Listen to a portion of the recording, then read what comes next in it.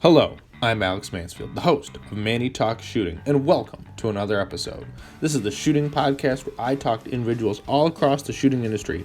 We'll talk competition, self-defense, concealed carry. If you like this content, check out our YouTube channel, Manny Talks Shooting. And without further ado, let's get to this episode. Manny Talks Shooting is proudly presented to you by D2 Custom Guns. Did you know that Phil the Groundhog isn't the only thing Puxatawny, Pennsylvania is famous for? That's right, D2 Custom Guns, the home of Dan Heizenreiter and one of the best, fabulous 2011 builders in the country. So make sure you guys go check him out, D2 Custom, anywhere you can see him on the social media, Facebook, Instagram, go check him out. If you see myself, Patches Reader, anyone with the D2 Custom Guns, make sure you go check him out, and you will thank me later. Now, let's get on to the show. Welcome, everybody. Welcome back to another installment of Manny Talks Shooting, the shooting podcast on my porch, because who wants to sit outside when it's this nice outside? This show is proudly presented to you by D2 Custom Guns, builds the fabulous 2011s in Puxatawny, Pennsylvania. Move over, Puxatawny Phil. Dan Heizenreiter is coming for you. Without further ado, we're going to talk about the Charlee Perez class that I just took, and look at Charlie's here. Hello, Yeah. Charlee Perez. And live in person. I think this is... Yeah. I've only done like 2 live podcasts, so there you go. It's all a learning experience. Yeah. Well, yeah, especially live in person in my own house is even better than on the internet, because guess what? I don't have to wait for the weird lag in the internet. So we're going to talk about the podcast today. You're going to listen to our conversations about the class, and it'll be a good experience. So I was gracious enough to host Charlie and bring him here. I somewhat got a class together because I thought it was dicey. I thought we weren't going to have enough. Well, you never know. It's hard for people to commit to things sometimes, but it worked out, which is what matters. Yeah, it worked out, and I think everyone walked away with far many more notes than they thought they'd have. This is true. Everyone, we had... I'll let you tell them. What was our skill level today from the whole weekend? What level of shooters did we have?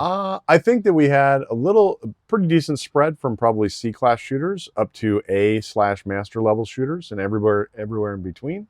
So it's a good mixture of people. Mm-hmm. So I always like that as a trainer because it allows me to look at things from different angles and different aspects of skill set. Mm-hmm. I might have to provide a little bit more feedback for this skill level shooter versus this skill level shooter. Deeper cuts versus shallower cuts, so to say. I do like that analogy. I think that's way better than a lot like other people will put it. I like that little, it's like, yeah, you're getting nicked and cut everywhere. Like eventually it'll lead to dying from bleeding out, but exactly. It just takes thousands of little cuts. Yeah. Little paper cuts are the worst though. Yeah. Because you get one. Now I'm going to get one. This is the problem. I'm going to get a paper cut and it's going to be like, you're going to be like, damn you, Charlie. Yes. It's okay. I'd rather get paper cut than gashed out at the range.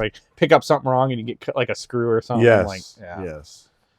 But I thought I'll say it. I'll tell you, you guys probably should take this class with Charlee Perez. Not saying because he's in front of me. I thought it was really good. I've taken a handful of practical shooting classes from multiple instructors. So I thought this overall was an A+ on taking. One is a host. You're very easy to work with. You pretty much give me all the documentation I need to effectively host a class or wrangle the chickens or the cat, herd the cats. Herd the cats, yes. And then eventually just shake them down. Give me your money. Yeah. That is the hardest part. Yeah. Is nailing people down to open their wallets. Yeah. Well, and which is the nice thing is we planned this sometime last year. We said hey, I think it was about October time frame. I think so, yeah. We was hey, let's do it. We'll put it on the books, and we made it work. Because I knew we were thinking, let's do it on Mother's Day weekend. I'm like, no, that's not going to work. No one ever comes out on Mother's Day, guys. So don't have a class or a match on Mother's Day. Yeah. And of course, that was one of our first USPSA matches. I think it's because people don't want to get divorced. I think that's predominantly it. Mm-hmm. Well, as your book said, if people read his book, you understand there's a clip about getting divorced. Yeah. Yeah. Don't get divorced over this shit, guys. But there's a lot of people who have. Or they're on their third marriage. Or they always got to test the limits. Too many. But no, it was a great class. For anyone who, I don't know, it's a class for all skill levels as we had, and everyone came away with different things or the same things in different degrees. Correct. So I mean, it was one of those. If you guys are used to taking competition class, Usually there's a good talk in the beginning, which we had. It was a little bit longer than most, but it was a very good, effective conversation that we all had. And other than it was cold as hell on the first day. This is true. It was overcast and we had some wind. And it was kind of an odd overcast because it didn't seem like it was just the clouds. And I think today, one of the students was talking about maybe some fires or something, like made it extra overcast yesterday. But it was definitely pretty chilly. It was very chilly, and I was the only. Well, there's two people wearing shorts, and we were like, I regret this decision. It was great when we got to shooting, and the sun was out, and the wind had kind of died down. But other than that, it was a little chilly that first little bit. And then I regret wearing pants today because it was Well, I just felt lucky because I looked at the weather forecast before I came out here, and I was like, this weather is going to be awesome. And I was like, maybe I don't need my coat. So I almost didn't bring my coat, but I was thanking myself for bringing my coat. Oh yeah, I would. It's always on the list. Like it's like my fleece raincoat is always like in the car or in the bag somewhere. Like if it's a match, because the nice thing is it's not too bulky to pack. And if it's rainy, it's great. If it's hot, you don't need it. You just throw it away. Like you throw it somewhere else and it's gone. Yeah. Like your coat wasn't that thick, but it was enough to keep you warm. Absolutely. It's always easy to take layers off. That's one of the reasons I wear long sleeve jersey shirts is so like, I mean, you saw me all week or weekend. Like I roll my sleeves up to shoot, but when we're done, and I don't like getting burned is the first thing. But the nice thing at a match is if it's too cold, you're not too cold, or if it's sunny, you're not getting burnt. Yep. And that's why I do the long sleeves with the hood. The hood, like even if it's not up, you just put it around your back of your neck, and you don't get sunburned that way. That's good. I go the sunscreen route, so I get the awesome like farmer's tan. So that's a pretty. Oh, I've got one of those on my legs. Like you can see where my knee brace was. Yeah. I only put the knee braces on just to cover and keep my knees warm. I was like, I didn't need them. We weren't moving or something. I was just like, and I didn't wear them today because I wore pants. There you go. But no, the like the different levels, the drills you do on the first day, very. I don't want my notes are in my phone, so I can't look at my notes. But yeah, so the first day, like you obviously understand, but the first day is focused on mostly like skills and drill stuff. Like let's figure out the fundamentals of shooting, like draws and reloads and transitions and all those kind of things. Like what do we focus on? How do we drive our eyes around things? And I've always felt like that's the eat your vegetables portion of the class, where everybody needs to do it. Not everybody enjoys it as much as they probably should. But then day 2 is where we set up a stage and we shoot at stage and break down each section of it. And that most of the time the students find that being more entertaining or maybe more value to them because it is so dynamic and there's so many different things what we're doing. Yeah, I definitely see that where the shooters, enjoy the stage more because that's what we do in a mat. The only time we do a skill or a drill is almost like on stand and shoot classifiers. It's like do the prescribed thing in this prescribed time. And that's so small in our sport now. It seems like at least with all the new classifiers that are field courses, go more to the movement type of stuff. Yeah. Speaking of that, I mean, it's not part of the class. Have you looked at the new proposed classifiers? I have, actually. I think that I was looking at several of them, and I think like half of them do a pretty decent job of adding some like legit movement opportunities where like lower skilled level shooters could stand and shoot the stuff, and then higher skilled shooters could use a few of the targets to blend the positions together. I think that is a really cool element that has largely been missing in classifiers. So I think that's good. But I also think that maybe half of them are the positioning of the targets are set up in a manner where it's more of like box to box kind of stuff. So you got a bunch of walls, not bunch is probably too excessive, but you got 3 or 4 walls to create this field course-ish type of stage. But then again, the placement of the targets basically make it so you're just run, stop, shoot, run, stop, shoot, run, stop, shoot kind of thing. Where like I put on my match director hat and I'm like, why didn't we just put 3 boxes on the ground and then save us all the setup work? Well, and just like stages with ports, right? Like essentially, and you can only shoot them from the port. Why'd you put fault lines down? Just put boxes. Like, it just makes it feel more like a field course. But like even from my match director standpoint, like some of those that look like that's a pain in the ass to set up. Even like with the diagrams, I'm just like, you need a big enough bay with enough walls and hopefully you don't screw it up. Like 2408, like the big one that came out last year. Mhm. It's like no one sets it up because it's a pain in the butt. Like It's a lot of measuring, and I think that the things about the really big classifier stages where you're going to measure everything is that, I don't know about you, but there's very few ranges that I've been to where the range surface is actually level. Mhm. Like usually the bay is bowed a little bit because there's erosion. So like trying to have legit measurements where you have walls that are staying square on the edges of the berm, that becomes very difficult to do. Mhm. So I think that that's one challenge of like the big field courses and measuring stuff. Like I remember when, I can't remember the classifier number, but it's a 24 round speed shoot kind of thing, and there's 3 groups of 4 targets, and it's like a speed shoot. Like I think the high hit factor of that thing is like 15 or 16. Is that the one like where it's like 4 targets each and there's a couple no shoots on them? Correct. So Oh, it's like open no shoot kind of partial it's mixture. called trigger free. Yeah, it was like 24 trigger frees or something. Yes. Yeah. So like that classifier, I've seen it set up like we go and measure it all, and it's the measurements match, but the vantage point looks different simply because the width of the walls are different. Like some range, like my range, our walls are only 1 inch thick because we use steel walls. Right. Whereas most other clubs use 2x4 walls, and the width of that 2x4 changes somehow the dimensions of that stage. So I think that element makes it a little unfair for some clubs, like, and maybe too much of an advantage for some and disadvantage for others. Right. So I think that's like a lot of the field coursey kind of stages that I've seen in classifiers are kind of missing that de facto, we're just going to go with every wall as a 2x4 wall. Or if you look at a lot of those drawings, the walls are almost like infinitely thin. Right. If that makes sense. Yeah. So like if you have a bunch of walls stacked together, it like that compounded addition of additional space on stuff can absolutely change the vantage point of the targets.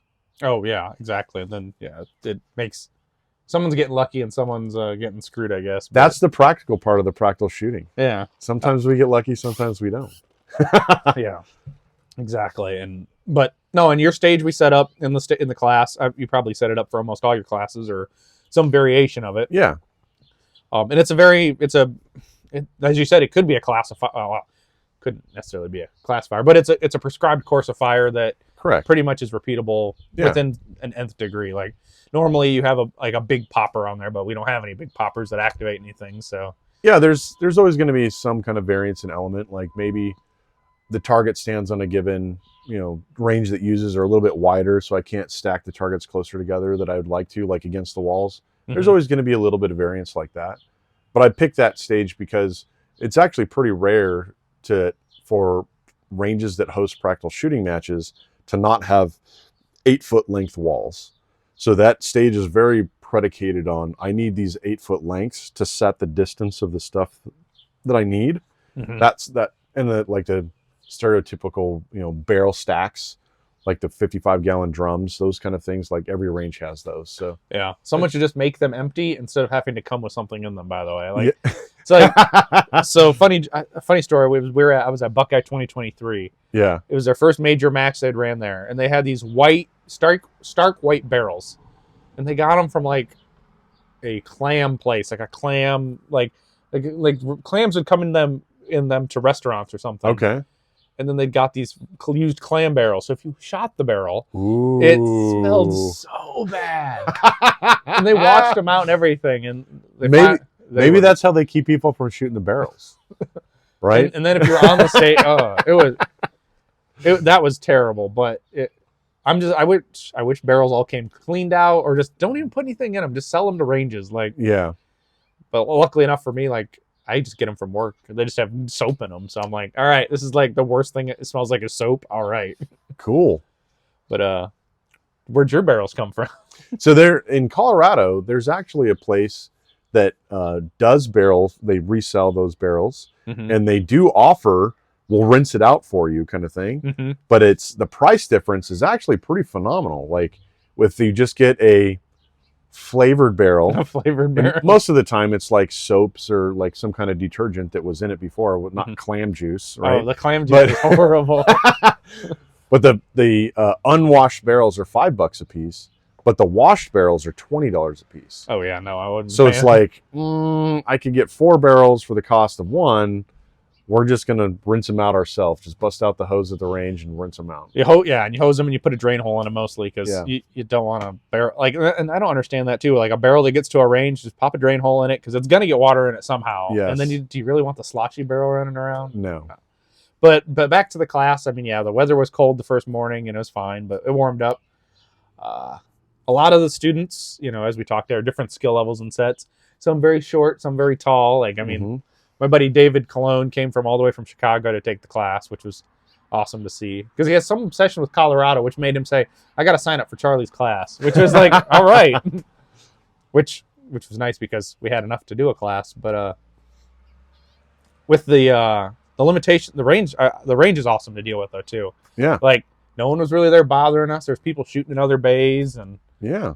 I mean, next time, hopefully, if we have a next time, we'll be on the end bay, so then no one's really going to bother us. And cool. Like I thought that the facility was really good. I don't get too many opportunities to shoot in range bays that are like pretty much fully grassed. Mm-hmm. I really think that's cool from an element of that's yet another like level of traction on the stage that I don't get to deal with very often. Usually it's mostly rock. It's mostly rock or dirt or whatever where you're kind of like desert rat type of bays instead of lush green bays.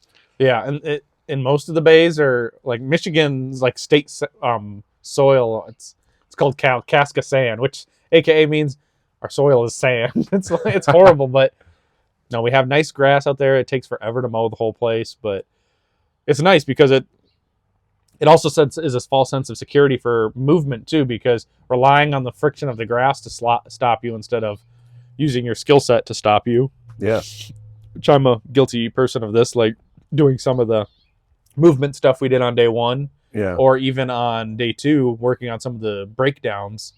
I would use the grass to my advantage because it would stop me, or you don't realize the advantage it gives you to walking backwards or moving forward. It's like without, like for myself, like I would not pick up my foot, my trail foot sometimes because I didn't feel like I needed to. The grass was some false sense of security there. Yeah, so it's nice and soft. It is nice and soft. But and then you showed like the foot stomping with the grass and not on the grass. Yes.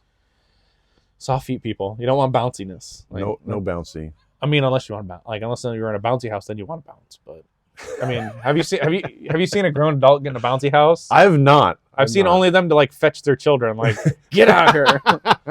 Because the kid's like, oh, you can't come get me. Somehow I end up seeing like on IG some of the bouncy houses that get picked up by a tornado or something, and it's flying around with kids in it. Like that'd be terrifying. Yeah. So algorithm now just heard that. Send me those videos because I want to see that.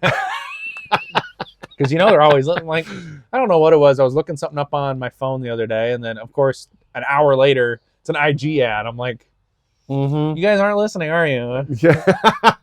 There's nothing sacred. No, nothing sacred anymore. Doesn't matter if you clear your browser history, guys. It's still there. Yep. But no, I thought the class went well overall.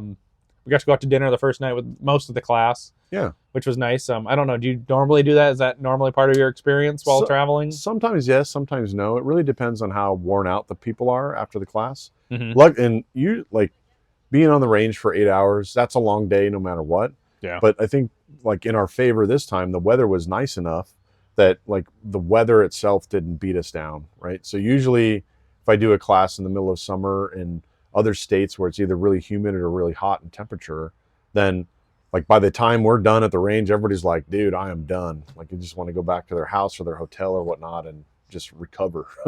Yeah. And it's usually a lot of it. They're just worn out. And as we talked on the car ride, it's like too many rounds is just too many rounds. Like, people's hands can't take it. Like my hands have gotten kind of soft in the last couple of weeks from not really dry firing, but like my hands aren't beat up other than the Charlee nub. Stupid Charlee nub. I told him he's just got to Dremel it off. I don't own. Just Dremel it off. We don't own a Dremel in this house. Well, you know what you're getting for Christmas? A really nice Dremel. You're getting a Dremel, buddy. Yeah. It's there's no firearm in my house that hasn't been Dremeled. So, really, yeah. even a gun that's slated for your wife. Oh, absolutely. Yeah. It's got to be pre-loved by me. Pre-loved. Charlie, there's a high spot on this. Exactly. Or I scratched it. I need it buffed. Yeah, there you go. But no, so other than that, like my hands are pretty good. I could have gone some more rounds in day one, but I'm a glutton for punishment. And at some point, as we've talked, is more bullets doesn't mean more value. It just means more noise. Correct. There's absolutely a point of diminishing returns. One of the good and bad things about this game is there's absolutely some skills that the gun needs to go boom to actually learn it. But there's a lot of skills that we can learn and train effectively without it going boom. So either dry firing with the firearm or just with your hands, you can achieve the same like training goals versus it going boom every time. I've never been a really big proponent of setting a minimum round count in a given class or whatnot. I know that some classes use that as like a marketing thing, like, oh, you're going to shoot 2,000 rounds this weekend. But I also know that I've attended those classes, and at the middle of day 2, everybody's hands are bleeding and nobody can continue to grip the gun the way they should because they've just shot too much. They've not done that level of round count in a given weekend, and it's just ineffective. So right. Well, and that's another point too, is like we gave people breaks. Everyone loaded mags at some point and jammed mags, so your hands are getting a break. And we broke it up into segments. Like, all right, we're going to do this drill. All right, go write your notes. Right, go capture your content. I love that kind of phrase too. It's like, however you capture that, go do that. Yeah. Some people wrote notes. Somebody typed notes. My handwriting, like my hand hurts after I start handwriting for a while, so I'm one to type notes, not necessarily. But it degrades my notes too, because then I'm like, what did I mean here? Yeah. For some reason, everyone learns a little bit differently, so they see, it's the end of the day, and my brain's I know what I want to say, just words don't want to come out. But like, depending on how they write it is how they remember it or how they imprint on that too. Yeah. So I think I've seen one of our team members in the class actually dictating some notes, like speaking like voice notes to themselves. So, that's always an option as well. That is, until your phone decides to not understand half the words you want to say. Like it's like, there's always that friend, right, who voice texts you only. Yeah. And they're like, did they read this before they hit the button? No, they didn't. And it's like a long run on. You all have a friend. And go find that friend and call them out on this, guys. Like, who doesn't read their voice text. Like, I'll do a voice text. And then I'll look at it and be like, okay, it missed like 3 words my keyboard will do this too. Like, even just typing on it, it'll change a word. It thinks it wants this word, and it changes like 3 words. And I'm like, I didn't type that. I know I didn't type this. It's funny you mention that, because on my iPhone, I found that whatever update, this probably happened a couple years ago, but I would be typing up a text and I would misspell something like a couple words back, and then I would keep typing and it would change that word that needed fixed, but also another word behind it. So it would change the context of the sentence altogether. So when it started doing that, like, that became super frustrating to me. So I just turned off that whole autocorrect thing, which has actually made me a much better speller. Oh yeah, no, I'm terrible at that too. Or there's words in our sport that we use that it doesn't understand. Like USPSA gets turned to USPS all the time in my phone, and it's like, no, like, it's silly annoyances, but it's the technology that we love. Yeah, it's also listening to us right now as we record. So that's actually a cool way of dictating. I remember like people used to have little recorders with them all the time and be like, listen back to it and play it. But I think, I don't know, whatever way you just take notes is the best. Like, you have a little notebook you have with you that has lived a million lifetimes. And, and he's really good because he flips pages. Like, he uses things on the back. There's backsides of paper. Yeah, you got to use both sides, man. I did that for a while. Like, I have a work notebook that I took notes on. Eventually, I'm like, there's no pages left in this. Like, even flipping back and forth, I'm like, there's nothing in here left I can write on. But at least you use both sides of the paper, which is cool. And then you hand the note off to the student at the end of the class. Yeah, but that's at least the insurance policy of, this is what I identified of things you got to fix. I always promote, like, you need to capture the content yourself, because a lot of us, we really don't understand the full context of the thing that triggers our interest until we put some effort into actually writing it down or capturing it in some manner that makes you think about it. So that's why I'm a big proponent of like, hey, you got to be able to capture your content Right. in whatever manner. Yeah, absolutely. And whatever they find a way to capture it or make sense of it in their own training and translate it into their words. Because not everyone, as you say, not everyone translates things every way the same way. Yeah. Or they find a way that makes sense to them, or whatever puts it into their practice that they're going to take back to their own training, if it's a live or dry fire. I guess a question for you is what, you saw us for 2 days. What did the class do? What did the teammates do right? Like, what was your biggest positive that they did right from the class? I think that the number one thing that the whole team did right is they stayed engaged. Mm-hmm. Like there are times where I see team members kind of reach this full capacity of things that, I got to fix all these things. And they kind of keep layering on, I want to change this and change this and change this and change this and change this. And once they get to this maximum level of things they want to keep changing in the middle of the class, they just can't absorb content anymore. I didn't see any of that during this class, which was awesome. So and a big tool of that, we were just talking about taking notes or capturing the content. For me, when I take a class myself, it's easy for me to abandon those things that trigger my interest if I capture them properly. Because I know that if I capture the content properly, I can revisit that and reconstitute, oh yeah, that's the thing we were talking about. But I think that that's one thing that the class did really good, is that they were able to take in content, play around with it, capture it, and then store it away to be able to capture the next thing. Right. And that was really good. And it really played to our strengths of being only a 6 student body class. Yeah. Like there was not enough downtime to get one disinterested or tuned into something else, or to be cognitive overload and just be like, they had enough time to calm down or cool down and still stay involved, which worked out well because, we had 2 tables with 2 awnings over us to keep us out of the sun. Yeah. So we were all able to mingle and chit chat. Oh, you were out of the sun? I was out of the sun. I wasn't. No.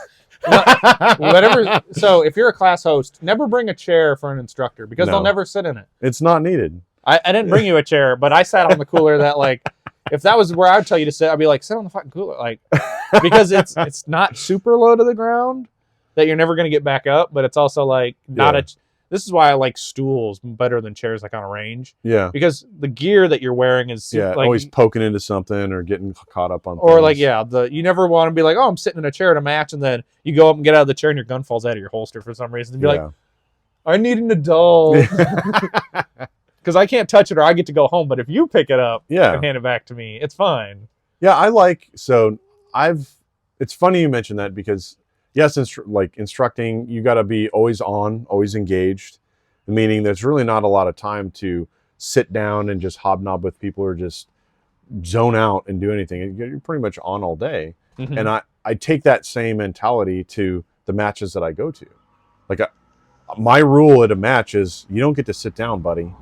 Even if my squad is log jammed on another squad and we're all waiting for that squad to get done, I just jump in and start help taping targets for that squad. Absolutely, because like the last couple matches have been like that. We come up to the squad ahead of us, and it's like I feel bad because they're good ROs, and there's like 2 or 3 of them on the squad, but they're doing all the work. Yeah, and it's like you can be an asshole and be like, you guys the rest of you need to paste. Mm-hmm.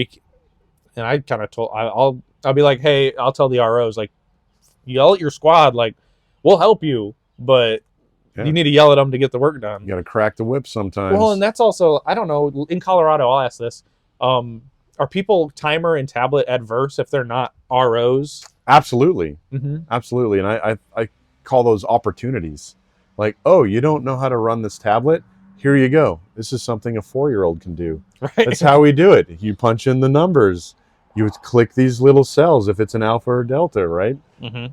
So, yeah, I think that one of the cool things about the shooting sports is I don't think that we have too many bad apples. Yeah.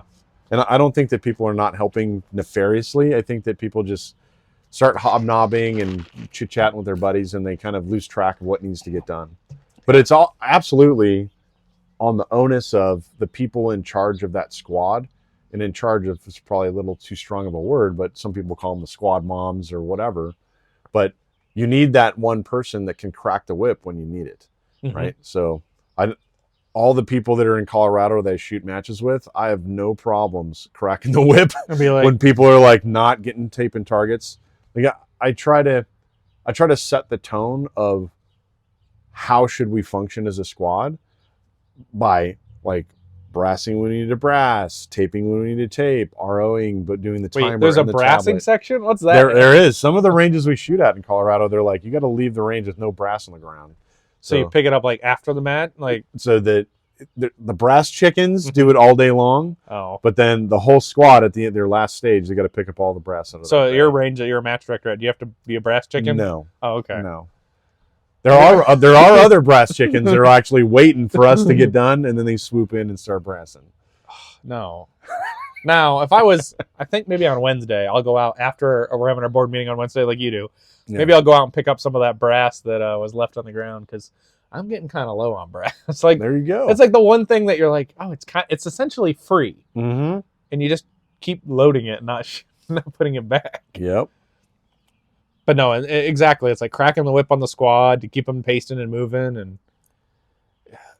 it's not hard to show somebody how to use the tablet. The tablet's very not hard. Correct. I have had more issues with people like, I can't run the time. Like, all your ROs are like the first 3 or 4 shooters of the squad. Like, guys, like, sure, the guy on the 4th guy could take the timer for one shooter. Yeah. It's not fair to him to like, oh, I got to run one shooter and hand it off to the one guy who just got done who can't even jam mags yet. He's like, it's like, guy at the end of the squad, here's the timer. We're going to show, like, we're here. If you mess up, we'll help you out. Like, that's not the end of the world. Just hold the timer, give them the range. Everybody knows the range commands, unless you're brand new. That is my number one thing that I like when I get the pushback on not taking the timer. I ask them, do you not know the range commands? Have you not played this sport for several years and know all the range commands? Like, you know them, right? You just got to repeat them, right? But I don't know. I think that from a USPSA perspective, I think that the sections or the areas could probably do a little bit better on kind of setting some ground rules. Like each section should have their own bylaws, right? Yep. And the bylaws could state something like, hey, if you've been a member for X years, you should probably get an RO certification. Now that also like means that the section needs to help with pulling together RO classes and have enough opportunities to people to take RO classes. But I think that in a volunteer sport like this, we can't overload the few people that are proactively getting their RO certifications or CRO certifications, and then they get saddled with running the tablet or timer a little too much. Well, and that's a great thing I'd like to say is like, one, we're very fortunate in this state. We have a range master instructor here. So great. Getting a local class is super simple. It's like, hey, Gary, if I pay for your gas, can you teach a class for 10 people? Oh yeah, I'll come, I'll pay for I'll come, which, it's $100. And it's That's like, awesome. It's like, Gary Johnson's a godsend, and hopefully he's around forever. But at least while I'm in this sport, like I need him to be old and decrepit before he goes. Like I don't need Gary going sooner than that. Yeah. But I think this is where a system where I think we need to change. USPSA needs to change. Clubs should be able to certify ROs. Absolutely. And like make them take a similar test or something, or a practical test. I think it's not hard to look at like the industries. Like I'm pretty sure your job, when you go to train new people, it's not, oh, we got to get special dude number Joe Blow to come in here and he's the only person to do it and he can only do it on the 3rd Saturday of the month. There's online enablement, right? There's a lot of on-the-job training that is facilitated that way. Like there's a lot of training in school that you can do very effectively with online kind of stuff. So right. I honestly don't know why the basis of an RO class couldn't be taken online. You have some kind of testing certification process. Okay, I consumed that training effectively, but then have existing ROs or CROs be the guys like, yeah, I'm going to check off on Alex has solidly performed running a clock or, made these kind of ruling calls, right. Those kind of things. It just would help when you don't have to then put a class together at all. There's these things that could save the organization money, save the club's money, because you got to have make the $800 minimum or whatever, pay for the class to get them to come out. Most of the time, if you got to set up a traveling class, I mean, like I said, my scenario in Michigan's a little bit different, but if you don't have a range master instructor nearby, I know in our section, like we try to pull together at least one RO class a year. Sometimes we do 2 standard RO classes, but we usually do like 1 CRO and 1 RO class. But those are expensive things to wrangle, right? Right. And we almost always run out of seats. There's almost a scenario where like, oh, the first 40 people or the first 30 people, they get in, but then there's like 20 or 30 other people that want to do it. So there's always a need that's a little bit higher than the capacity that we can do it. And it really comes back to, like you said, the cost of it. Right. Now, so most of the time, I bet was it Evans Kuo who comes out and teaches those since he lives in Idaho? I think it's Kevin Immel has been the guy that's come out most times. Yeah. Yeah, he's not too far, but yeah. Which, is finding out who gets to come, which makes sense when you look from a travel perspective, like how far does it take to get them here? Or what's the cost of the flights? Like you were like, yeah, I'll come still do this class because my flights were cheap. Like, one-way flights, I guess, from Denver to Detroit. Detroit is pretty reasonable, guys. So. Yeah. I mean, like, it's not. I wouldn't come here for a vacation. Maybe I'd go where you're at, but except it's a lot more dry, right? It is a lot more dry, or it's snowy. It depends. Bring a coat. That's a good one. But yeah. So go ahead. What is your primary takeaway or takeaways from this class this weekend? It definitely gave my primary takeaways were there was definitely some deficiencies in my own training that needed to be addressed. Like really one of probably my biggest weakness is not finding a refined aiming point on the target. Okay. And we talked about that in the beginning of, I think today, because I have the major power factor mindset of a Charlie's okay. Yeah. And I'm not looking at the A of the alpha or the alpha at all. I'm looking at a smaller brown target than what I have. Yeah. Which just a general mid portion of the target instead of a specific spot within the target. Right. Now, and I've noticed, like my last local match, I ran the dot occluded for 6 out of the 7 stages. I had some dot shift on steel, far steel. Like I was like, my dot's on the steel, bang, and it's to the left. And I'm like, I'm not like, it's like I'm target focused. I see the popper with both eyes. And it's like, bam, like, no. So I like the last stage I said, screw it. I'm going to take it off. Point of impact was the same, right? It wasn't like egregious like we talked about on day 1 where it's like 8 inches or, or a foot off. It was just like, oh, it's off enough. It's off enough where occluded dot at a distance for me is rough. Yeah. And I gave up a lot of time in the last match, but my points on paper were fantastic. Were better, right? We're like 95% of points on stages, unless I had like an oopsie, but like the alpha percentage is way higher. So I was like, okay, I'm forcing myself to look at the center of the target or be more target focused than pull trigger on brown, because you can't see the brown through the black glass. Yeah. So that was something that I learned is I'm really not focused on a finite pinpoint in my training or in shooting matches. So that's something that I learned. And I don't know. I mean, probably most of my Charlies on the stages or the targets we scored were close, other than swingers, which we'll get to in a minute. And that's probably another thing that I need to pull out more is a swinger. At that club we had the class at. There might be one swinger every 3 local matches, just because no one wants to pull it out. No one wants to really have to spend the time to set them up. As we found, like, I didn't have the swinger tool bag. So I'm like, we're working with all the little bits that were in, like, because it's the match director's bag, like, for making cables. And I'm like, oh shit, I don't have all the cable making crap. Because simple enough, I would have made a cable long enough to go from A to B without a pulley or a second pulley. Yeah. But I didn't have that bag. Really, is I didn't have enough of the little clips. So I think one of my things that I'm going to put in my match director bag, just in general, is some of those little buckles. Just because, like, you never know when you're going to want them, or you do a really long run on a popper. Yeah, I mean, what we do at our club is we basically have 2 separate lengths of cable, and it's one long length with legit ends on both sides where we can like carabiner it on either side, right? And we found that it's much, instead of coming up with a quote unquote custom length of cable every time, we just do that L type of angle of the cable and just move that pivot turning point a little bit further away or closer to work with one of these 2 lengths of cable that we have. That seems to work out a lot better. Yeah, normally it's 5 and 10 feet that we do. Which is simple because then you'd be like, all right, those are the 5-footers, those are the 10s, you can grab them. And But no, so definitely something I took away from the class is, one, I need to focus on find a spot on the target and look there and really drive that home. But it's also not is using my hips more. I'm very much I've always been an arm or an upper body transitioner. Yeah. That's a big thing for me but it's also, I lose a lot of structure that way. And as we talked and showed in the class, like without your structure or your cone of fire or you pointing your toes at your targets, essentially, you're going to have bad hits or low structure strength. Yeah. So you can't really have effective hits. Correct. It really comes down to like, you can't precisely stop the gun when you need to stop it. Right. Thank you for checking out another episode of Manny Talks Shooting. I greatly appreciate it. And if you could do me a favor, please go patronize our partners when you are available. We have always, as the title sponsor, D2 Custom Guns. We've got Outdoor Dynamics, Make Stuff Better, 2 Alpha Apparel, Range Panda, Laugh and Load, Hunter's HD Gold, and Southern Bobby Q. Now, thank you. Let's get on with this episode. So and that was really good. And I think I got and you're right, like my first stage run, like I L'd the fault line.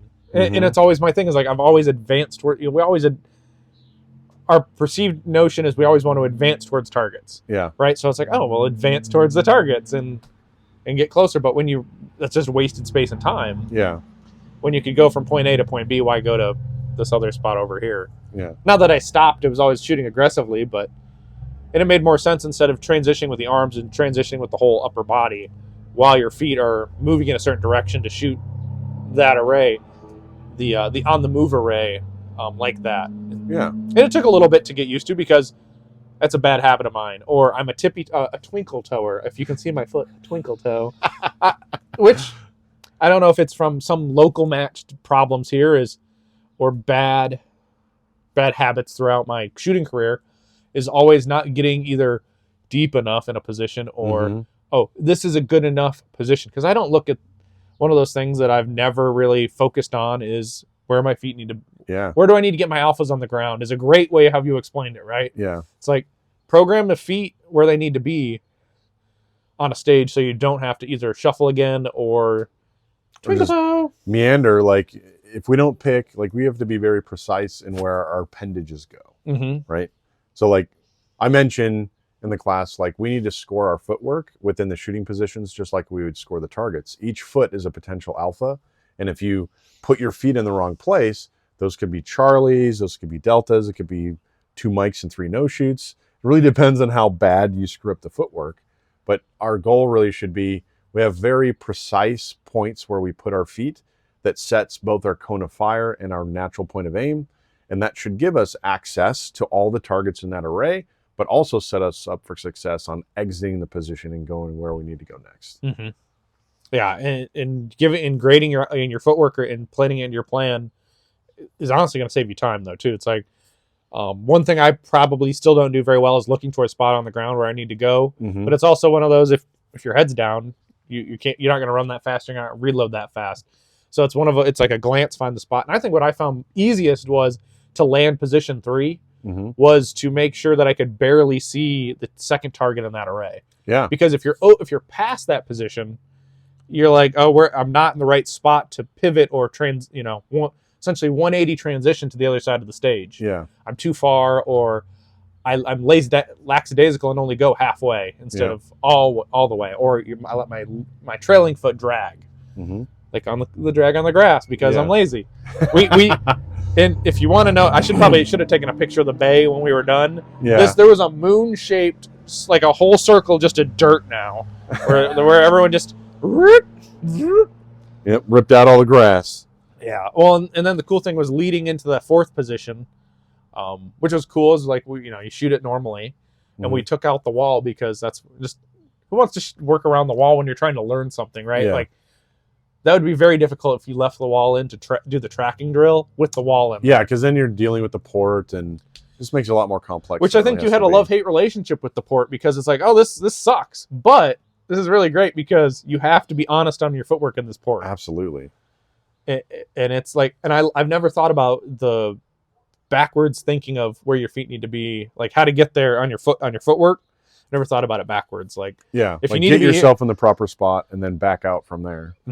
Yeah, which most people still don't back. Like they don't. No one likes to retrograde on a stage for some reason. But But so yeah, it was working on some footwork things, working on that precise pointing of aiming, and working on swingers. Because we just don't see them very often around here. Like sometimes they'll pull out a swinger, or it's, as David was talking about, the janky dead swinger that's like, why is it a moving target? Like there are clubs with those props that it's like a static paper would have been just fine. Yeah, where it has two movement passes and then it's like just dead. Yeah.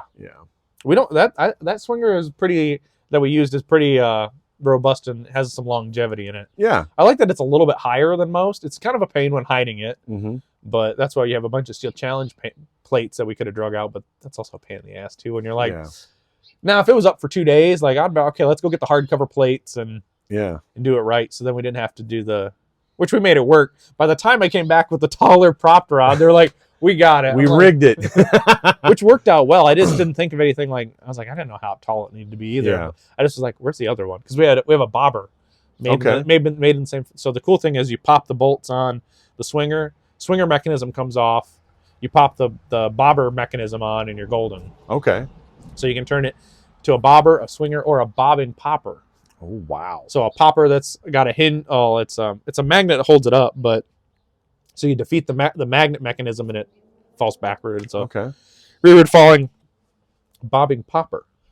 Wow. Which I would consider, really, honestly, it's a plate. Like in all reality, it's a plate, but because there's no how I think of, they calibrate it more with an angle perspective than like a bolt or something, which I don't think you actually got to see our regular poppers that are pretty simple. Are they all like the one that we use for the swinger? No, where they're kind of spring loaded, where they're front fallers, but it starts with a spring preload and then it comes forward really fast. No, the ones that we normally use, those are our activator. We have a couple of those for activators, but the ones we normally use, you just have like a little bolt. It's on the front, but it just changes the angle here or there. So there's like two little rods that pop out from the bottom of the popper, and all those are just rearward fallers because that's all they do. But you just adjust them real easy in the front and you spin it, and they work really nice. They're almost similar to what you were talking about, but they don't have the rebar like slot that yours go into. Okay. But they're very simple and they were nice. The nice thing about those is you just crank them really far forward to practice with them. Yeah, and then they just stay. Yeah, and then they're just a static steel where you can practice on a popper, but you're not having to go reset it all the time. Yeah, or you can test your power factor. Oh, that is trust and believe. Like how we know, like if we're gonna do a training session, they're like, all right, I think it's good enough. Just hit it at the top. Ding, ding, ding. I'm like, dong, dong, dong. Yep, they went down. Keep going. My gun is always the litmus test of is the popper good enough? Because the problem is if you tilt it too far forward, you don't see enough of the popper. Yeah. So it's like, and sometimes I'm just like, okay, I have to hit low on the popper, hit low on the calibration zone, because usually I'm the only open shooter who will go practice. It's one of those things. Yeah. So. Or you can just shoot minor. No, only shoot open. Hashtag only shoot open, Charlie. All open all the time. All open all the time, unless it's PCC and you're just doing it for the lulls. Okay. PCC is like I've got a PCC built. I'm gonna play with it in like the mid season. Like I've got like a little break like in my season, so I'm like I'll play with the PCC at a local match here or there. Yeah. And they're like, if it's not my thing, it's more just for fun. But what kind of PCC is it? Is it a blowback style one? Yeah, or is it's it like like an MPX style. No, it's not MPX style. It's not like a JP or the new Mean Arms. It's just it's essentially a Da Vinci manufacturing, Da Vinci machining gun. Because it's a match upper lower set with their bolt carrier group, but it's a blowback gun with a kinshot buffer in it and a different barrel company and a Code Evolution handguard. So it's relatively light and maneuverable, but it'll be fun just to plink around with for a while. And any pune is better than no pune, right? Yeah, I mean, unless you're just really especially if you're frustrated, that's the best thing. It's just like go pew, and be like, just go take it out on the paper. But it's like as you said, like. We didn't get to the diminishing return of frustration with the class. Yeah. There was no like, this is bullshit. I'm not getting it. I'm too tired. Everyone had the right amount of comfort, right? Yeah. Everyone knew when they were ready to be done. I mean, we got to play a little bit at the end of both days, so that's kind of fun. Yeah. We had the two, like the mini stage that you set up, which got me thinking more on another thing is, a big takeaway from the class was, how many points can I drop? I've never thought about, okay, I need to shoot 90 to 95% of points in like how many down shots can I shoot? Yeah, how many Charlies or how many whatever. And you're right. How many points can I give up to my competition without really sacrificing time? Because I see that a lot. Like I bet you do too, a million group chats, and people are like, the guys who are like super nerdy in the sport, like that overanalyze it. Like, look at this graph. Look at the practice score graph, guys. Like, it took me. I lost all this time. Like, yeah, but you're only shooting alphas. You're shooting too much you're waiting too long on the. I think at some point splits matter a little bit when you're like over confirming your sights or just wasting time. You're giving time away to your competitor. Yeah. In some form of aspect, and it's like, well, I'm only going to shoot alphas. I'm like, well, the guy next to you is going to shoot mostly alphas, but he's going to beat you by 3 seconds because he's willing to move a little bit. And that's one of those things too. Is like I never realized, okay, I can drop we had a 31 point stage today. 31 round stage. I could drop, I think it was 15 points. 15 points. Which in major, I can drop 15 Charlies and still be there. Yeah. Which is not really, like, you look at the scorecard, it's like, okay, 90 to 95% of points is great, but then you look at it, 20 alphas, 11 Charlies, I'm like, that fucking sucks. Like, just from like and I mean, I've had stage ones like that too, though. It's like, 75%, then, 25% of Charlies. It's like, that's not going to get me in where I want to be in major match performance, though. Yeah. Like we talked, and it's like, that resonated really big with me. Yeah, what did you think about the strategy that we used with each little section of the stage, where we figured it out with just footwork first, then we dry fired it with just our hands, then dry fired it with guns, and then live fired it? What did you think about that? I really liked that, honestly. I loved being able to do it in multiple reps. And some of the times I couldn't get it or I felt I didn't get it without a gun in my hand. And honestly, that's like the wrong mentality. Like, we should be able to take the guns away from the equation and do it. Yeah, absolutely. And for some reason, like, I don't know if it's a body position thing or a hip thing. Maybe it's a sight thing for me. Like, I like to see through the tube, or like maybe it makes sense, like how it reflects. Like, maybe we just need to. That's what we need to do. We get little rubber bands with little housings. You could get your nails painted and put a red dot on your. But here's the problem: if it's a red dot on my thumbnail, and I'm not target focused, all I'm going to see is the dot. Because we talked about that in the swinger exercise. Like, if you're seeing your thumbnail, you're doing it wrong. Yes. And that was really weird too. Like, I was always like, I was tracking it, but I'm moving my head with the gun, and I'm like, I don't do this when I shoot swingers. Why am I doing this now? It's all a learning process, right? Well, in the swinger, it needed to be a little tuned up. It needed an Allen wrench for a little bit, but because it had that. Yeah, the shaft was a little loose from the target carrier, so it's like moving around is a little chattery. Yeah. But another good example, like this is gonna feel ratchety, like in the shooting on the move state part. So that was, but I loved being able to, like, all right, do it dry, and then do it with the gun out dry, and then doing it live. One thing I think, I didn't tell you this in the car, but I would have thought everyone in the class should have had a buddy.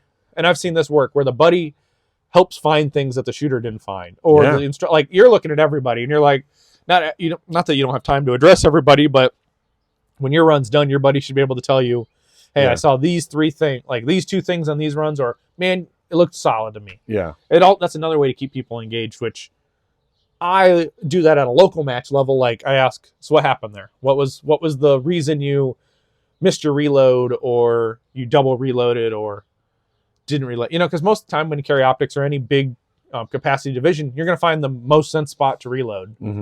Or whenever you do a big run, it seems like, I'm going to do the reload. But I ask people at a look match, so what happened there? And then make them articulate in dialogue. Self-assess, yeah. It makes them start thinking and being able to, like we talked in the car about shot calling. Like, what'd you see? Like, and that's what I think a buddy mechanism in the class would be cool. Which I'm kind of just throwing out this on the podcast live. Like, it just kind of popped up into my head, having the shooting buddy. Yeah, I think I mentioned a little bit of that from the perspective of, I'm here this weekend, but next weekend I'm back home. So the team of students, they need to be able to help each other, assess one another. And I've always, like, through my tenure of this game, I've always tried to have at least one training buddy that I could go to the range with. And it really didn't matter. Like for the longest time, one of my friends, really close friend, older gentleman, he would come to the range with me. He's maybe a B class shooter, but he was a really good observer. And I would tell him, I'd say, hey, I'm having a problem with this one specific thing. Watch my feet right here in this area. Did I hit that thing when I do this drill? And he was really good at that. And praying, no, it was pointed this way or that way or whatever context of thing that I needed him help with. But him not being like, I'm just trying to say it in a manner like people don't have to be rock star performers to be rock star assessors. Right. Just like we talked, not every GM is a teacher. Correct. Not every, or was it not like every instructor doesn't need to be a GM. Yeah. But they can't be a bad teacher, right? Or I put it a lot more eloquently at dinner, but it was like, not. It's always a phrase like those who can't do teach, and those who can't teach gym, right? Yeah. From School of Rock. If you're too young, go watch it. It's a great Jack Black movie, with some great music in it. But not everyone's people can. There's performers, and then there's teachers. Yes. Not every performer can teach, and that's a huge thing in the sport too, is do your due diligence on who you're training with, but it's also you don't have to be an A class or you don't have to be a GM to teach. You can teach local level classes or clinics. I mean, I've tiddled the idea around and be like, hey, we're gonna have a range day today. I'm not really gonna shoot, but if you ask me questions, and I'll be more than willing to point out what I see. Right? Like, I mean, if you want to start instructing, that's probably a great way to start. Like. Absolutely. Like, I think that like in my arc of training people, like I started out just that way. Like, hey guys, let's have a practice session and let me help assess you guys on what I'm doing or what you're doing and what I see and what you're doing. And then formulating the quote unquote product around that. Like, how do I best observe what they're doing and then distill the deep cuts out of that versus the little cuts. I think that that's really what separates really good trainers or educators from others, is that being able to, okay, we see this laundry list of things that the student is doing wrong. What is the most meat on the bone? Okay, right. I need them to worry about these things. Of course, they're messing these things up over here, but these are, like they kind of say, like, these are sub-tenth of a second things. These are second things. Right. We've got to fix all these things that are costing you seconds. Then we can worry about the tenth of a second things. Right. And a lot of those tenth of a second things that I can relate to are, as we talk about, aggression breeds aggression, right? Yep. Your people aren't moving aggressively enough. Now, that doesn't mean go be a bull in a china shop on a stage, but you got to move those feet. Like, if you're meandering around the stage, you're not going to be very quick. Like, we've watched from yesterday morning or today's morning stage to the afternoon stage, people had X time. And then at the end of the day, when they finally learned the efficiencies or they were aggressive with movement, they cut full seconds off. Like, I mean, myself, like, I cut off 2.5 full seconds on the first run. And then I ran it again, and I was like, I know I can get sub 15, which I did. Yeah. They weren't the best hits, but it was like, all right. Well, and they weren't even horrible hits. It was just more than I'd like. And, of course, I had 2 hardcover mics, but that was probably... Those are just heartbreaker mics. They were just barely in the black. They were just like, but, okay, so one was a 3/4 target, and one was a half target, guys. So, but that could have been driving the gun. That was, or the drive. I think they were all the second shot, because I thought, so it was just dipping the gun down as the gun was about to leave the target. So, even at 5 yards, you can still yank them. We can miss even when they're really close. Right. But it wasn't even like a called. I didn't even call the makeup because I thought they were in the good. But and then you learn. But like the speed. Like, I think you said, what was it? A GM on that stage was roughly about 12 or 13 seconds. Yeah. Without any issues. Yeah. Which isn't undoable, right? Like, it's very doable if it's all in train. I'd have been curious. I should have asked you to do this today. Run the stage with no faster than a 50 split. Okay. And then that's where it'd be like, see, I don't have to shoot fast. It's the transition speed and the efficiencies. And I would have loved, I've seen like instructors do that where I'm like, all right, I'm going to have nothing faster than a 50 split on each target. But my transitions are going to be crisp and precise, and I'm still going to beat all of you on time. And that would have been, I think maybe that's something next time you set it up. To practice with that and see if that see if it helps works out. prove points. Right. Well, and right? transitions are really the big time savers, right? Like, Mm-hmm. and that's one of those things. Like, I'd always, until I figured out how to move my hips and my head and then get my eyes a little bit ahead of it, I was always doing that rainbow transition across to the, and I didn't even know it. And my buddy Mark kept saying, "You're rainbowing." I'm like, but it seems like a lot of people do that when it's a really wide transition. Mm-hmm. They'll do their almost a 180 arc the gun up and down. Yeah. and then wait, and then the dot comes back down. I guess you get, someone explained it to me is why they did it, is it gave them more time to shoot like an acceptable shot in the alpha.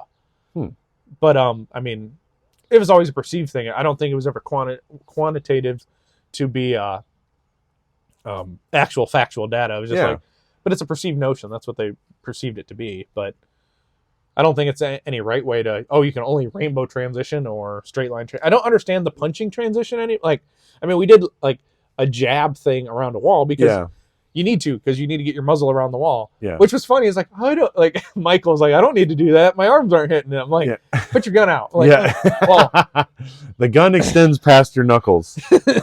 But, and I should have handed Michael my open gun. Like, here, don't hit my gun on the wall. That'd be even better. Like, get a 3D printed open gun and be it's like super long. Yeah. This is why you do this, guys. Yeah.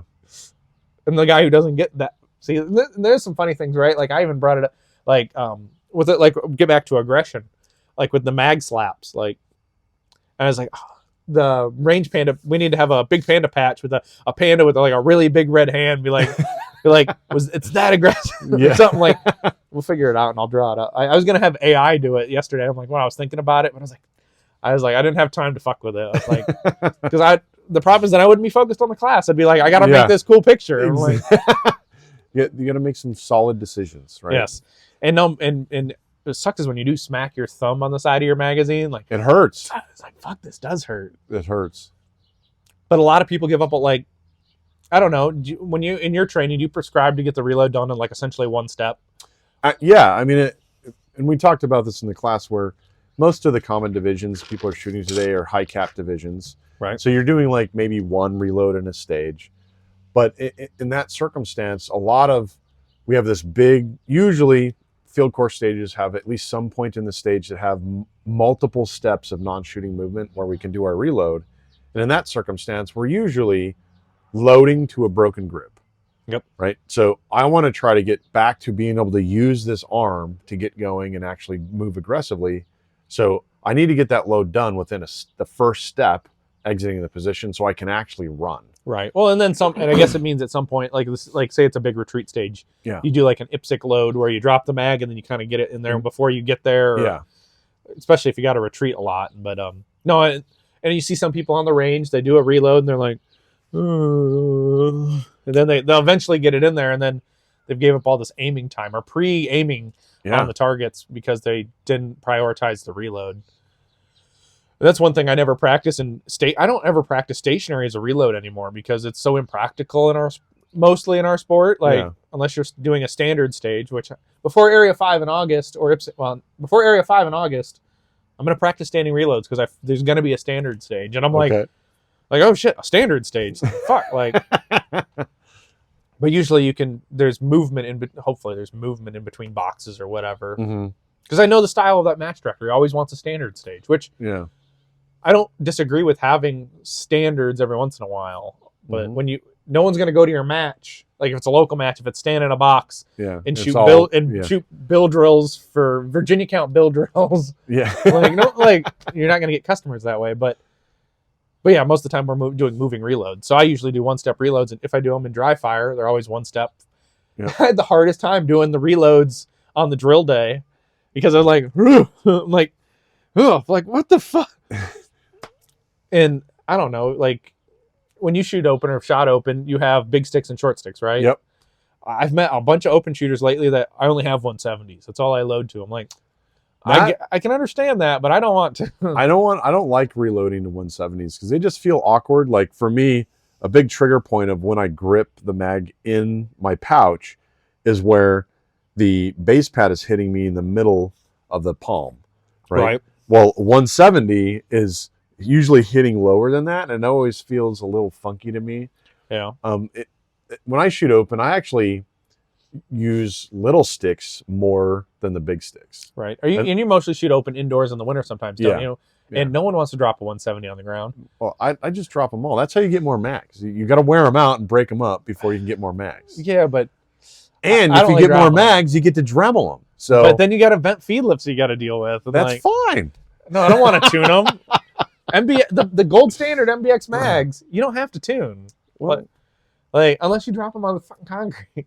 So I was one of the indoor clubs that I'd help at in the wintertime. I'm like, here's some pad. Like you got it. Well, they wanted like 5 stages when we got them.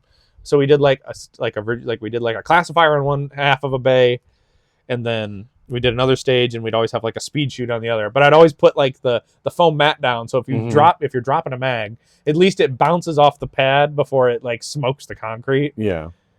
Because I'm the guy dropping $140, $50 mag, not including ammo, on the concrete. Like, but I did have, for those stages, I take my beat up training mags and be like, that's the one that's gonna die. And those are MBXs. Those are like the crappy infinity tubes. It's nothing wrong with it. The problem is the base pad situation. Is that I have to have more than one type of base pad for those. Yeah. Because the 170s have to have the super thin ones, and you can use the bigger ones on the 140s. Okay. But they're not 140s at that point. They're like 143s. So. Ooh. But you don't lose them in limited optics. You use them in open because it doesn't matter. Yeah.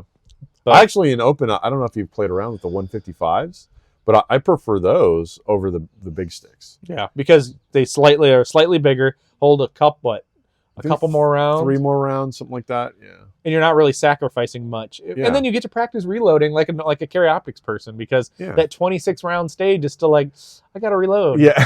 Which honestly probably keeps it honestly keeps you prioritized on still practicing reloads. Yeah. Which I think is a great idea to bring this up, is the suck list. Mm-hmm. Like, I never thought about having like a running suck list and be like, what goes down on the list. Yeah. And I'm assuming it's either you're going to is it primarily what matches you notice, or even in your own training that determines the suck list for you? I think for most people it starts, for me, I'm always keeping an eye on what I'm doing in both matches and in my training. So my suck list is fed kind of evenly through both, but I know that when I first started tracking my suck list, it was predominantly captured from matches. Because that was very evident. And I think in training we talked about this, where it's very easy for any of us to justify away a bad run because we can just run it again until we do it right.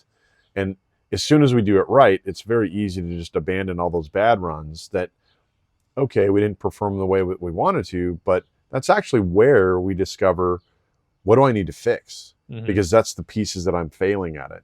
So for me, I maintain my suck list, and I always try to stay pretty diligent on which one of these items on the suck list are costing me the most amount of match performance. And I'm always pushing that to the top. That makes sense. Oh, that makes perfect sense. And I'm going to actually go out here in the next couple of days, or even in my own training. I'm going to set up a mini stage. And I'm going to set up that stage, and I'm going to run it only once, as the way it's intended.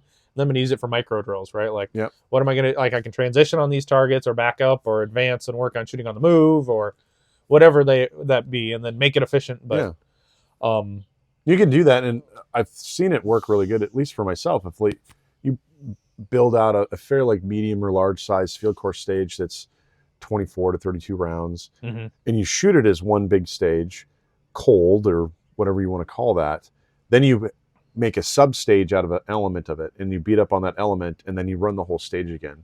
So yes, you'll be warmed up on that element you were running on or practicing on, but the other stuff is technically still cold. Right. That makes sense.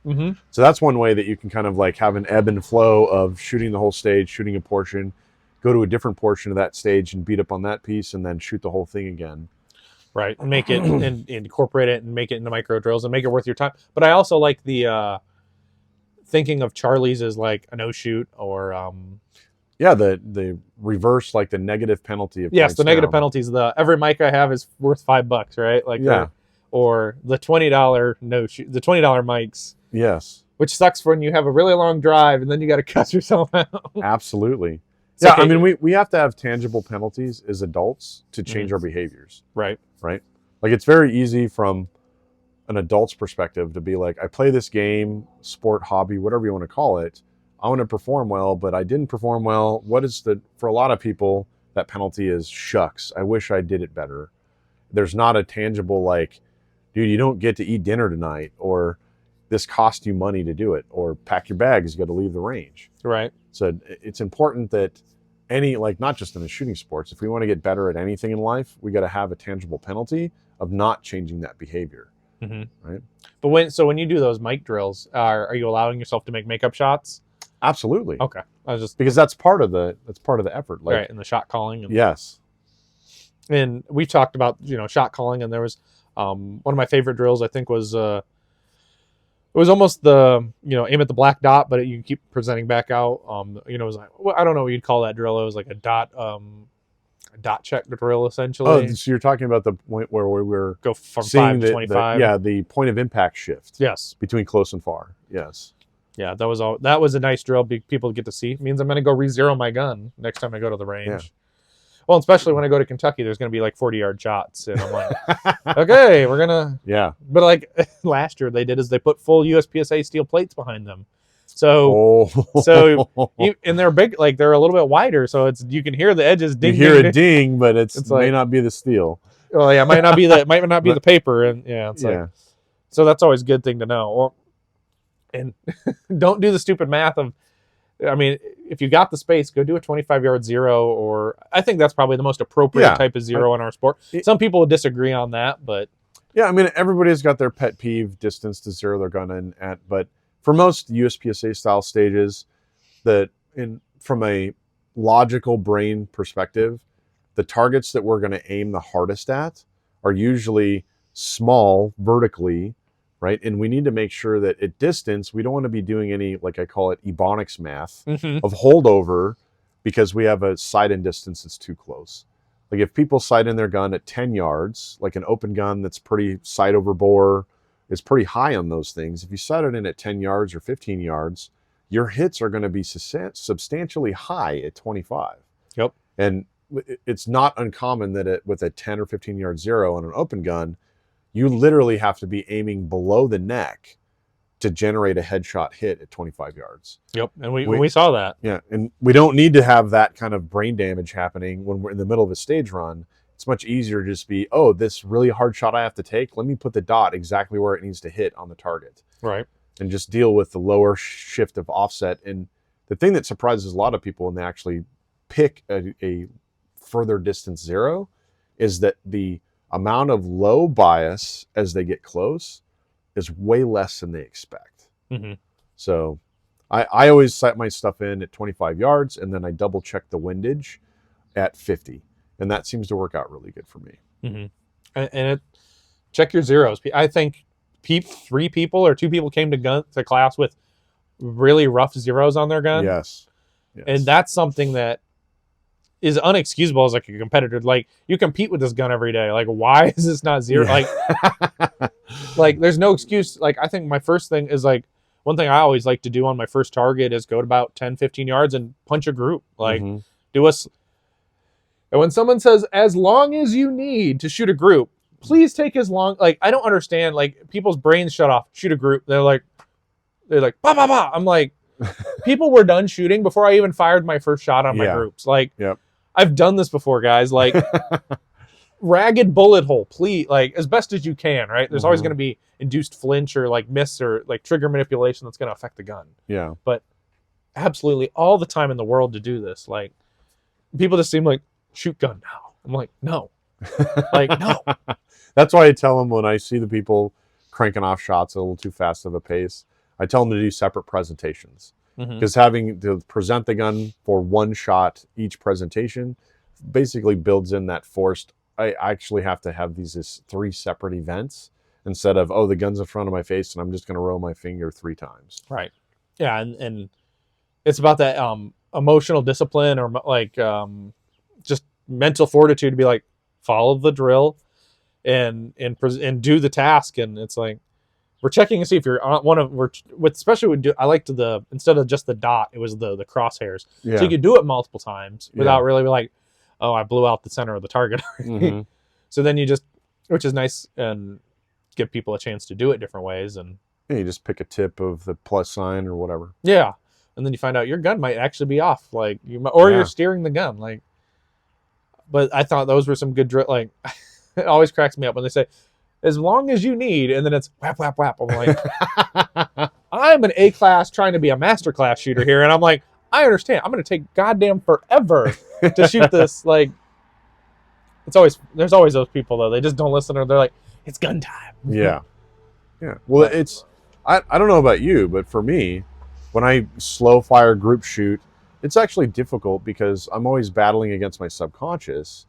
My subconscious sees the sight picture and it's like, that's good enough. Let's send it. Yep. So when I group shoot, I legitimately have to struggle against that and be like, okay, I need it to be in this specific spot on the target.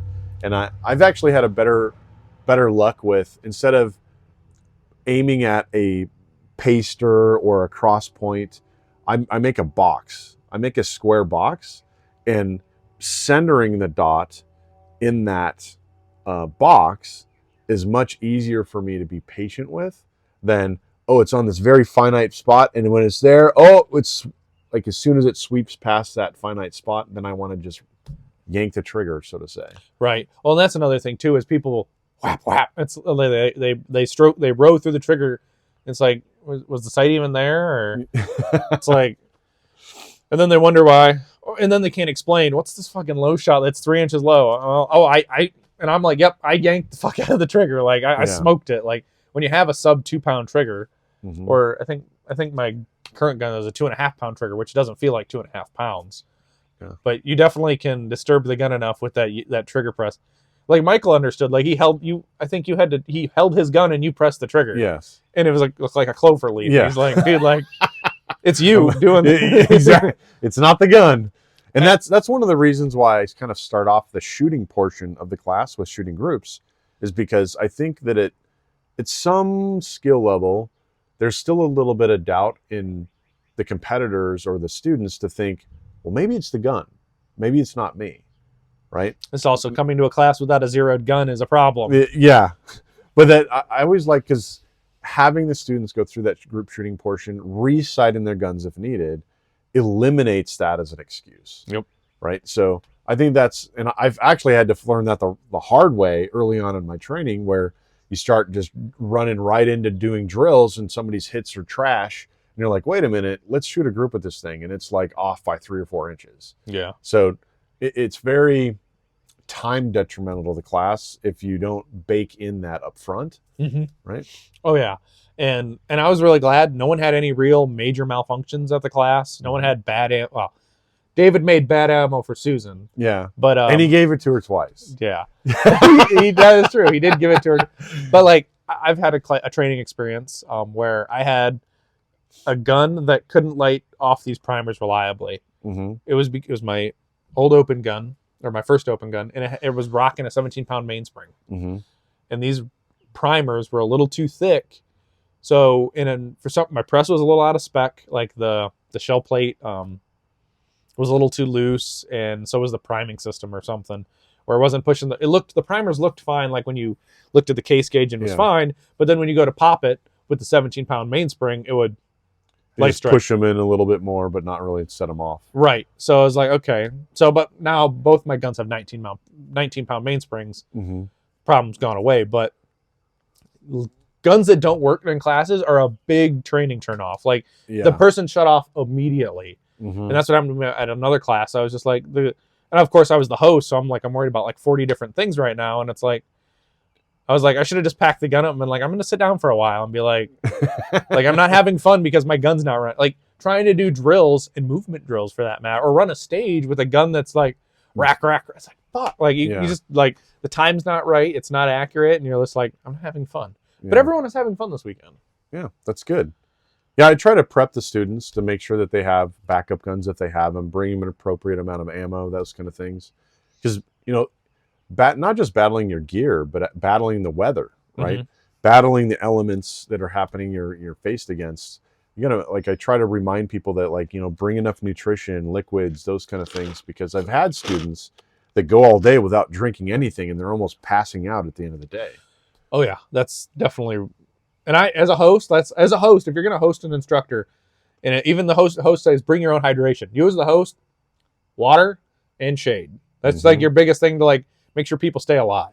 Mm-hmm. And liquid IV type packets. Like, I mean, like, and if you know a guy's getting low on water, it's 2 water bottles, the regular and the liquid with the one with a pack, because drink this one first and then finish this one and don't get up. Yeah. And you almost need to be peeing constly throughout the clock. Like, you need to be drinking fluids and releasing fluids. Like, this is a thing that I need to work on before going to Kentucky. Kentucky is always recordly hot. Yeah. Like, and it's no shade, no breeze. So I assume it's humidity as well. No, it's really dry. It's a dry heat. Really? It's a really dry heat, but it's always like, it's just the fact that the sun is baking on you all day. It's just like, you stop sweating at some point, and it's because you're just not drinking enough fluids. Yes. One thing I hate about it's Leif, if you watch this, which I doubt you will be, stop with the itty bitty water. I understand the point of the baby water bottle, but it's absolutely aggravating because I understand as a match director, you understand too. They're going to take 2 sips and throw it and leave it. Yeah, or put it down. They don't know it's theirs, and then you got a bunch of like half full, 3/4 full water. And this bottles. is where I wish we had like big 10-gallon like igloo coolers or jugs that like you pop the Culligan thing down on it, like the water cooler at work. Yeah, like from the 90s. The problem with that, then you got people doing like upper deckers and stuff. Yeah. So, but you know what I mean? Like, they fill their water bottle, like, because everyone brings their own water bottle. It seems like just like fill it up and drink out of it. But the little itty bitty water bottles I hate, because as a range staff guy, you're like, oh, I gotta pick all this crap. And this is one thing that I loved is everyone pretty much used a paster gun at this class, like except for me. Like, but you kept your tails, and there wasn't like you took a whole strip and then like you used it all up. Yeah, it wasn't like I took a half a strip and then I set it down and then I have to throw this now away because it's all in the dirt. It's like, but and as a class instructor, it's like, or a host, it's like, if you can gather enough paster guns up, or hey, tell everybody, if you have a paster gun, bring it. I'm going to give you a roll of pasters. If you don't use them all, they're yours. Like, I'd rather take just the strips away, like the tail, and throw that away than have to waste pasters on the ground. Yeah. Which, that's just a pet peeve of mine. I mean, I wish every competitor had a paster gun, and I was like, here's a paster roll. So I wanted to ask you about that. So in Colorado, we're very anti-paster. You guys are tape, right? Like you We're and tape, you and Utah. So we have the rolls of tape, and so we rip off the tape and tape that way. And you leave it on your pants. Yeah, a lot of people put it on their pants. I don't. I make pinwheels, so I rip it off and I put little pieces on the actual roll of tape. Okay. So it's a pinwheel. That way, when we got to go tape targets, I'm not having to rip and rip and rip before I can tape targets. I can just take them off the roll and then. Oh, and then you're given. So, I need more tape. So you just. Yeah. Here's more tape. Exactly. We've had very good luck, and with pasters, it seems no one uses tape up here. Okay. Because it also looks really weird. I don't know how it is for a scoring perspective, like on a perf. Mm-hmm. Like, when you're trying to paste a hardcover target, do you always make sure that the hard edge of the tape is going along the perf of the hardcover? We do the overlay of one another.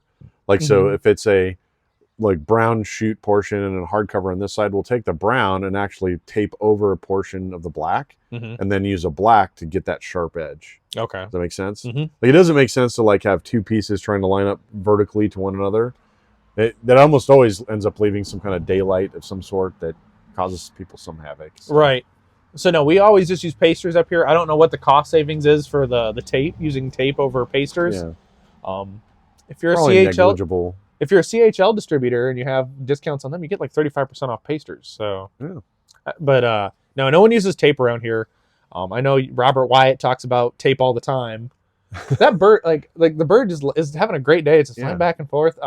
There's a bird's nest on my porch, guys, and it's just flying. It doesn't know what to do since we're sitting out here. Yeah, it's like, you guys got to leave already. Exactly. But no, I don't know. And it seems like pasters are getting better now. That when they got some of them flew off today. Yeah, but not many though. Not many. But usually, like when I see pasters coming off of targets, it's usually on the painted portion. Yep. Like the black portion, you spray paint that, and then it doesn't stick to the spray paint as good. Mm-hmm. We had a couple of those today. But I don't know if the technology of the paster sticker piece has gotten better, but like when I first started, the pasters, mainly why we didn't use them is that when it got a little colder, they would not stick to the targets very well at all. Yeah, because back in his day when it was all icy on the targets because you left them out all night. No, they set them in the morning of, so there's no time for the ice to get there. There's no time for that. But, We're just all shivering. Yeah. What are you talking about? You got 3 layers on. But I'll come back to that in a minute. But yeah, pasters have always seemed to work around here, which is nice. But no one ever experiences the tape other than to make hardcover targets. Yeah. Like we'll I don't know, when you make a hardcover target, we always would draw a line. Like we'd get a straight edge, draw the line, and then put the tape down. But Really? Mm-hmm. I always just use the tape. We're batching them out in like hundreds though, like when we do it, because when you prep for a major match, it's like, oh, we're gonna have a painting day party, and those freaking suck. Like, I don't know. I've the last few major matches that I've run as the match director, I ended up painting like all the hardcover targets by yourself. By myself, and I would just take a couple cases of targets and then tape them off like the normal kind of thing. And the reason why I wanted to do it is that like the A, C, D letters, sometimes they're registered in different spots on different brands of targets. Mm-hmm. And at least on the USPSA targets, not the IPSC targets, because there's actually a spec to where to put those. But I've run into that before where you can get 2 batches of targets and you're like, oh, I'll just put it at the bottom of the letters or the top of the letters. And then you do these 2 batches and you compare the targets and they're at different heights. So that's why I'd get my OCD and be like, no, I'll just, tape up and then paint up all the targets.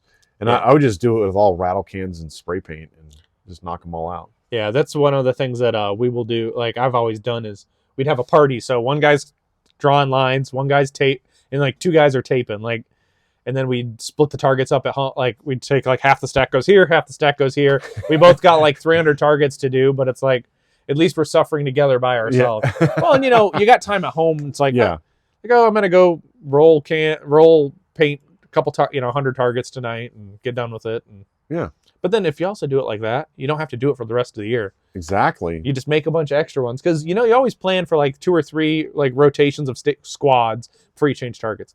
Well, we can go another 2 squads. Like it's not shot up, so then you get like an extra set of targets that way. It's like there's always use of hardcover targets, absolutely. Yeah, and then you don't have to make them on the fly. I mean, that's what we do too. Like where we took the class, like the guy's like, all right, he doesn't plan any hardcover in the stage diagrams, and he's like, all right, he's looking at the stage like, I want a slasher here, and it's to protect props. Like I don't want you shooting my walls, so it's like, here's a hardcover, and I'm putting it right here. Mm-hmm. I've never painted them on the sticks before, but really, yeah.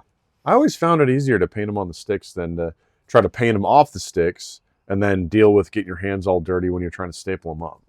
Well, that's the thing is like we'll paint them on the stage and then we'll wait and be like we'll throw them where they need to go and be like, all right, come back after these are all done. We'll hang up all those targets. There's no time for that if you're setting up in the morning, bud. Well, we hang targets the morning of, but yeah, I definitely get that, and that's something we don't do around here. I told you in the car, there's only one club locally that sets up morning of. Yeah, because they have nobody to do it. There's one guy who runs the match. That's it. That's a bummer. And he just took it over too. It's a good match, and he's putting on good stages, but it's like